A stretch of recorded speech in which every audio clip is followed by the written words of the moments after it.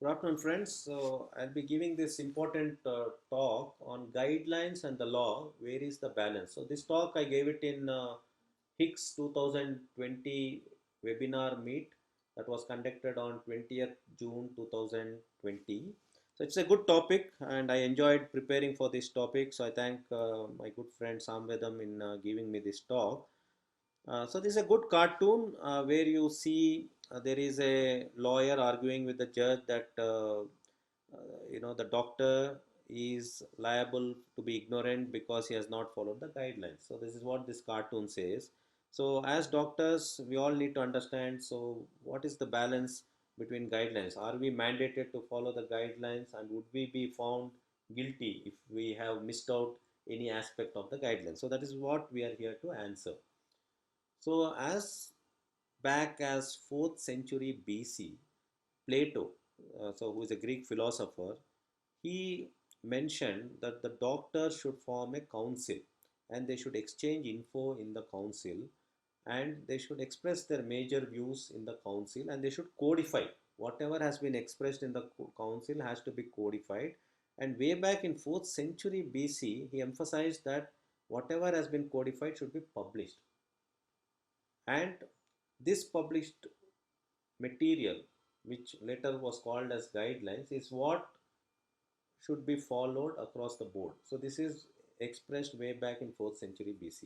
And to that effect, even Plato expressed his apprehension that even with these guidelines that is expected, that is to be followed, so there is an expertise also that needs to be demonstrated. So what he meant was there should be flexible responsiveness to work around the guidelines, and there should be ability for a clinician or an expert to improvise the guidelines to deliver the best care to the patient. So even this he put in his views that although majority of the doctors agree upon certain aspects of practice, they codify it and publish, but experts should have ability to work around the guidelines and improvise it based on the clinical situation or in the clinical or the given clinical context. So even there it was referred that the ability to customize the care also should be there and work around the guidelines. So this is what was mentioned way back in 4th century. But now we are increasingly seeing this aspect of flexible responsiveness or working around the guidelines and improvising it and customizing the care is getting endangered, because most of them are adhering to the guidelines as a sacrosanct or as a gospel or as a prophetic way. So the guidelines is referred to as a D-based form of practice. So when we say D-based form of practice, it means the guidelines are worked by creating a model patient. So we presuppose an average patient. What that means is you take an average patient and you consider and you extrapolate the guidelines that are worked for that average patient to all the other different dimensions of that patient, which means, so if you have a sepsis, we understand that sepsis is not the same in all the 10 patients that you treat. They all behave differently, but the guidelines are prepared keeping certain set of variables in mind and prepared. So that's why it not necessarily applies to the various spectrum of presentations of that disease condition. So the knowledge and analysis that goes through the guidelines not necessarily takes into the cognitive process that is happening in the clinician caring for the patient. Rather, it looks into the cognitive process of the guideline maker. See, whatever is running in guideline maker's mind is what he will put in into an average sort of a patient that he will presuppose, and not necessarily it will take into context all the clinical cues from various spectrum of clinical presentation. So this is what is the limitation. That's why we call it as a D-based form of practice. And there is also a reference to limitation of guidelines, because the guidelines is not thorough proof mechanism. Just because someone has followed a guideline doesn't ensure that your clinical outcomes have been improved in a given patient in a given context. So that's what, so not necessarily you can say just because I followed guidelines this patient should have become better. So it does not mean that. So it does not mean just because you applied guidelines it has improved the clinical outcome. And evidence, so we understand that guidelines are linked to the evidence, because whatever guidelines we put, most of it would have been derived from the guide evidence, or some of it would have been derived from the expert consensus. So what, even if it is linked to the evidence, the guidelines has to be interpreted sensibly, and it has to be applied with discretion. So just because guideline is there, we cannot apply it homogeneously to all the patients. So it has to be customized, it has to be applied with discretion, or and in many instances it may have to be refrained from being applied also. So these are some of the things that we need to bear in mind. So let's go through the examples. So when you look at UK, United Kingdom or England, so it looks at obviously the minimum accepted standard of care. This minimum accepted standard of care that is expected out of a clinician is not derived from the guideline. Rather, it is derived from the responsible customary practice that is prevailing in that geographical location. So it does not look into guidelines as a standard of care. Rather, it looks as a responsible customary practice as a standard of care. And the clinician, another important caveat of guideline is if clinician implements faulty guideline to a patient. Suppose a patient is there and patient is a cardiac patient and you applied sepsis guidelines. So it is not the fault of the guidelines. So the liability lies with the clinician. So ultimately, the ball is in clinician's court. So whatever he may say that I thought it is sepsis, I've applied this guideline, but the liability is not with the guideline; it is with the clinicians if it is applied in a faulty way. Okay, so that is also a caveat that one we need to keep in mind. And NHS, National Health Service guidelines clearly says that guidelines does not mandate, does not authorize, does not outlaw the treatment practices that are prevailing. So guidelines are not a rhetoric that, or it's not a commandment that it has to be followed. So it does not mandate. So it is only a guide. It is only a reference point for you to um, practice to help you practice what is largely accepted. But it does not mandate or does not authorize or does not outlaw the whatever practice patterns, customary practice patterns that are prevailing. So the French governance has looked into the biases that may be prevailing in the guidelines. So it highlights the French social security system does highlight that the many of the guidelines that come have elements of biases embedded in them, and the cartoon that they have depicted is this, and this is a good analogy they have given. So a fabled drunkard who is looking into his lost door key in below the street lamp, because he looks into the lost door key under the street lamp, because that is where the light is, although the door key is lost in some other place. So what that means is that you are trying to look for the truth within the guidelines, because that is the mandate that is given to you when the writing is on the wall, and when you know the things are very different, but still you are trying to extract the information from what it may not be available in that particular guideline. So this is the analogy the French social security system has given. So now the question in mind for all of us is, by not following guidelines, are we legally liable? So for that, there is a very important thing that you need to understand. So in US and Europe, guidelines are harnessed to regulatory tasks. So if a guideline is linked or harnessed to regulatory tasks, then it may have legal ramifications. So I'll give you an example. So in UK, they came out with this Human Fertilization and Embryology Act in 1990. So it's an act of the Parliament. So this act said it offered, or it delegated this to a regulatory authority to create guidelines. So by an act of Parliament, it delegated this task to a regulatory authority, which I would believe it would be NHS, which would have taken on to create a guideline. So the guideline said that only three fertilized ovumes and not more than three fertilized ovumes can be placed in a womb of a lady. So if a clinician or a practitioner breaches this and he embeds more than three fertilized eggs, which is considered a transgression of the guidelines, which is linked to the regulatory authority, which is linked to the Act of Parliament, then there will be a liability of a fine or even revoking of a license was made. So which means When a guideline is harnessed or linked to a regulatory authority, it becomes a prescriptive legal rule. That is where you can have a legal liability. If you have not followed that, you can be sued in the court of law and you may become liable in the court of law.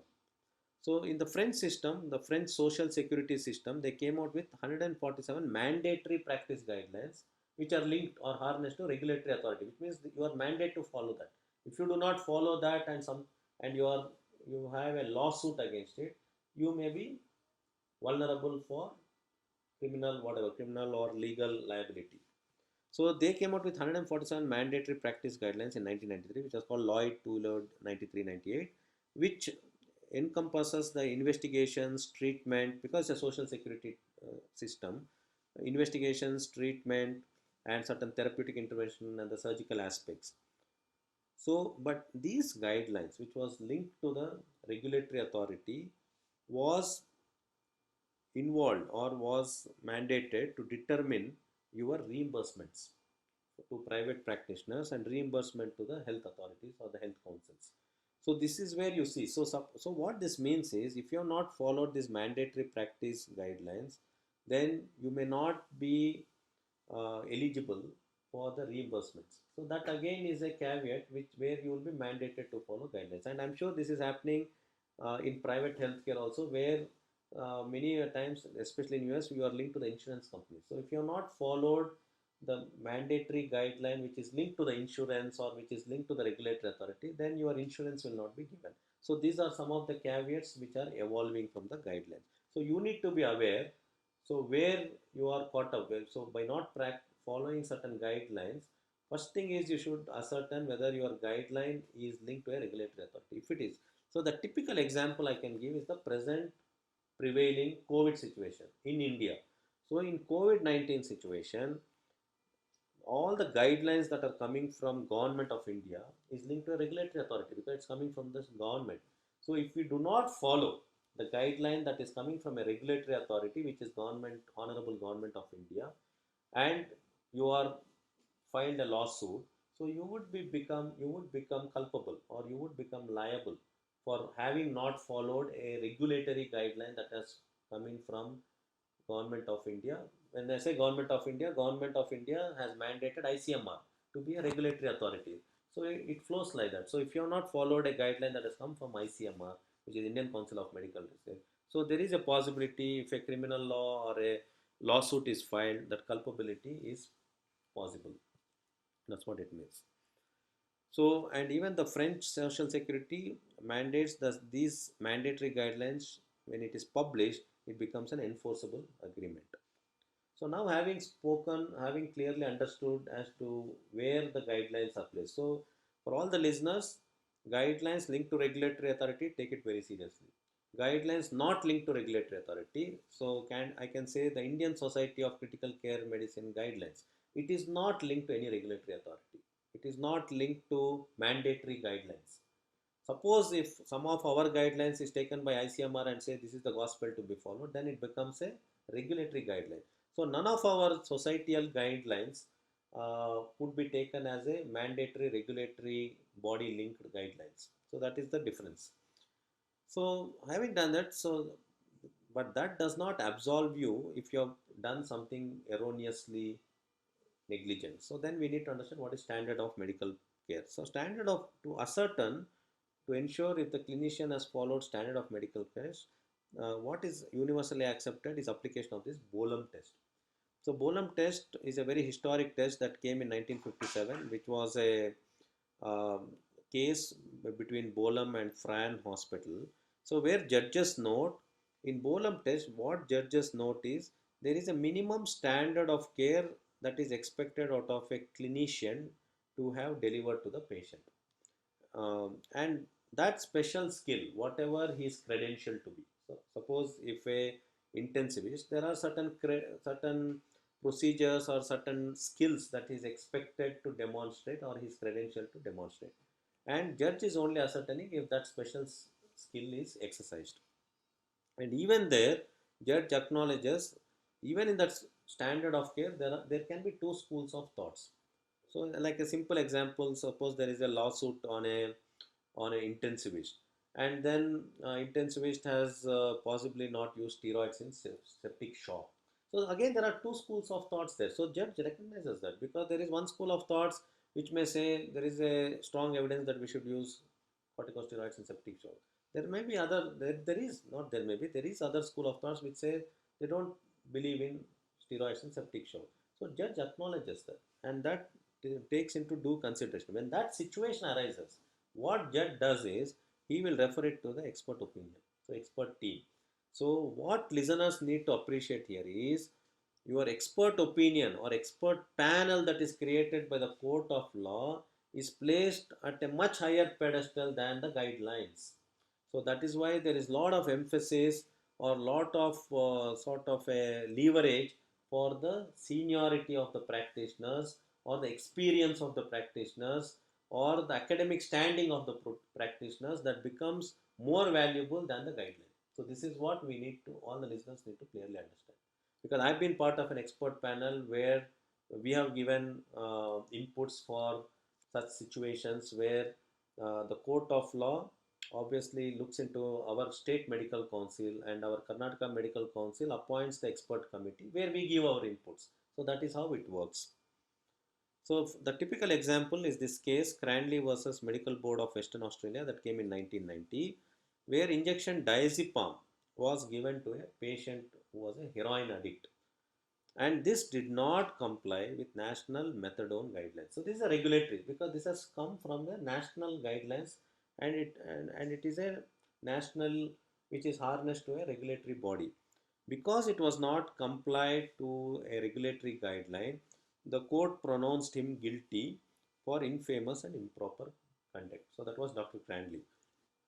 Then when this case went to Supreme Court, obviously Supreme Court nominated an expert panel, and expert panel did subscribe to the fact that the practice of giving diazepam is an acceptable practice in a small proportion of at a different school of thought, and he was pronounced not guilty, and so the case was dropped. So this is a typical example how the court works. So court does not take guideline on the face value and pass the verdict. Rather, it refers to the expert panel, and the decision of the expert panel is taken into cognizance before the verdict is passed on proving guilty or not proving guilty. So this is a typical example that is cited. So the good thing about Bolam test is Bolam enshrines the standard of customary care, and it takes into cognizance all the prevailing evidence regarding the question in mind, and it does take into cognizance the evolving standard of care with regards to whatever contentious issue that may be in discussion, and most importantly it takes into cognizance the professional experience of an individual in question and professional inputs that comes from the expert opinion. So that is the beauty of Bolam test, and it is professionally led. Difference of opinion is taken into account, deliberated, discussed, and it takes into cognizance all the range of medical practices that may be prevailing, as you saw in the Cranley versus Medical Board of Western Australia. So that is the beauty of Bolam test. And another apprehension of guidelines is widespread adoption of guidelines without improvisatory ability, without our ability to work around or customize the care, or our ability to improvise, will take clinical care as a normal standard, and it will not take into account the customary standard of care that may be prevailing. So I think this is something. So basically following guidelines blindly without applying our mind, or without customizing to the patient, or without our ability to improvise is not something that is in the best interest of the patient. That is also accepted by the court of law. So in summary, what you need to know is, if a lawyer or anyone shows clinical guideline, it is not a substitute for the expert opinion. So ultimately court looks into the expert opinions mandate to determine the negligence, or to determine the verdict of the pay.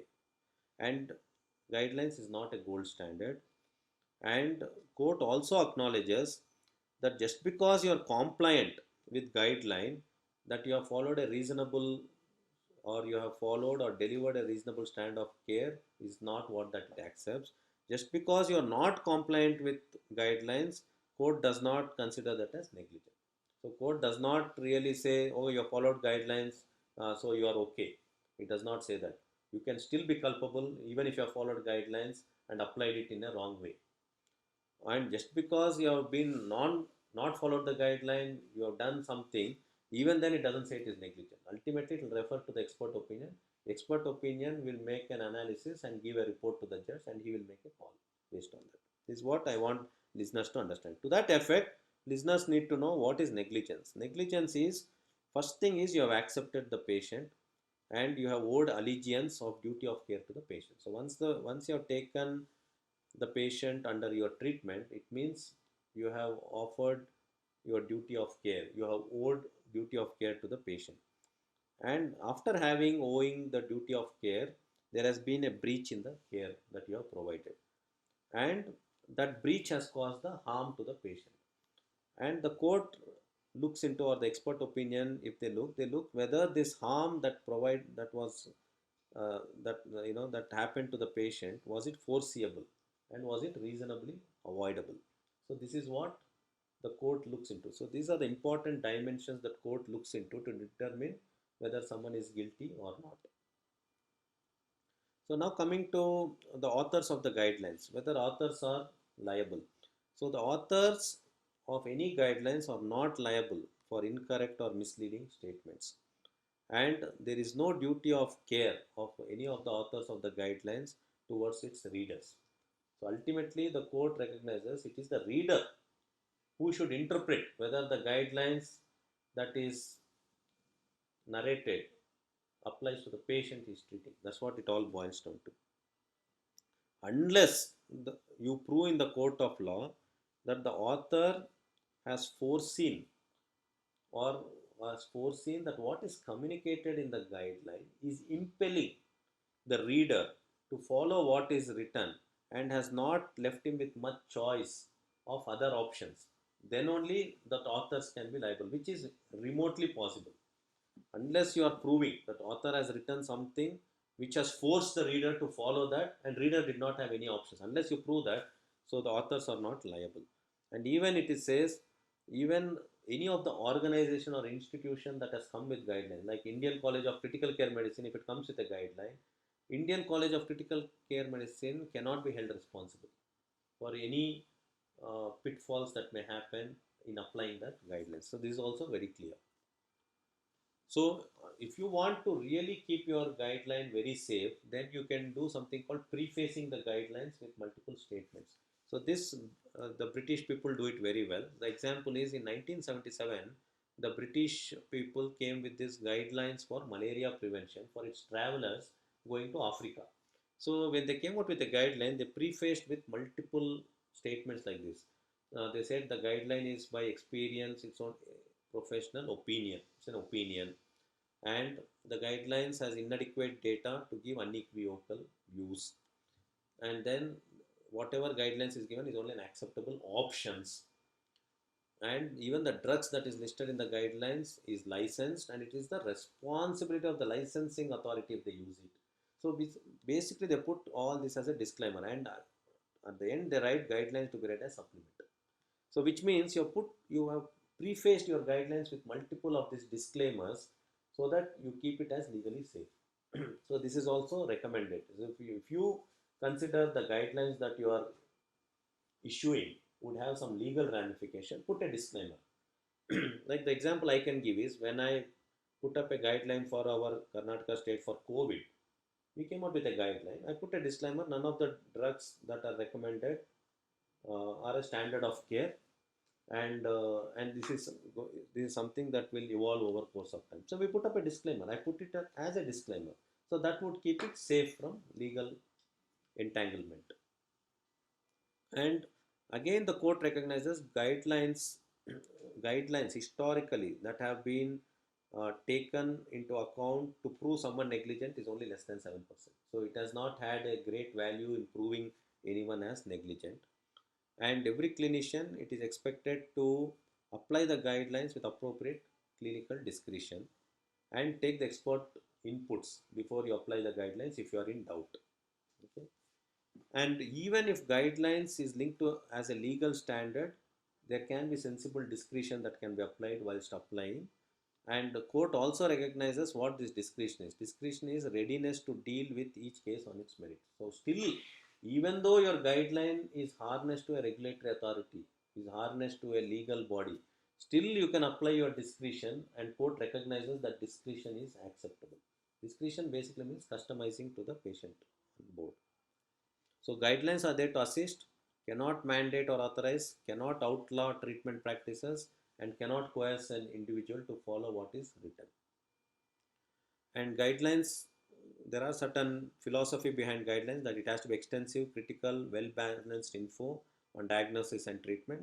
The limitation of guidelines is it erodes your clinical skills or clinical ability to improvise or make you flexible, and it can limit your clinical judgment.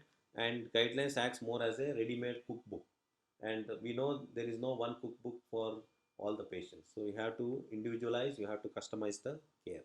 So the mantra is customizing the care around the guideline is what every clinician should sensitize himself to.